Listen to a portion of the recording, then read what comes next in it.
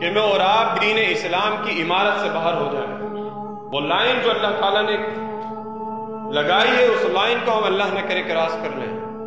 اس کے بعد ہم سے تقاضا کیا جاتا ہے کہ فوراً اللہ تعالیٰ کی طرف رجوع کرو، توبہ استغفار کرتے ہوئے دوبارہ اس لائن کے اندر آ جاؤ، اللہ تعالیٰ معاف کر دے گا۔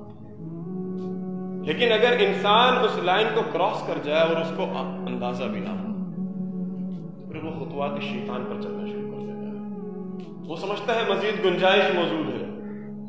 وہ سمجھتا ہے کہ ابھی تو کچھ بھی نہیں بگڑا،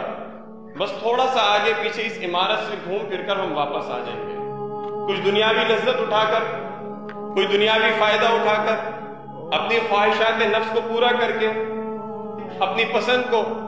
اپنی خواہش کو پورا کریں گے، اس کے بعد واپس آ جائیں گے، ابھی تو عمر پڑی ہے۔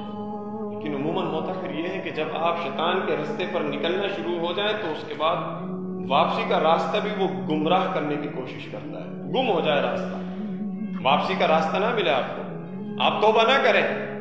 کبھی اس بات پر اکسائے گا کہ ابھی تو کچھ نہیں بگڑا، ابھی پوری زندگی پڑی ہے، دیکھو پوری دنیا یہ کام کرتی ہے، تم نے اگر کر لیا تو کیا ہو گیا، کوئی بات نہیں۔ کبھی یہ بات ہمارے ذہن کے اندر لے کر آئے گا کہ اللہ تعالیٰ تو بڑا غفور الرحیم ذات ہے، معاف کر دے گا، کچھ نہیں ہوتا۔ یا دوسری طرف شیطان مجھے اور آپ کو مایوسی کی کیفیت کے اندر لے کر چلے آئے گا کہ تم نے تو بہت بڑا گناہ کر دیا ہے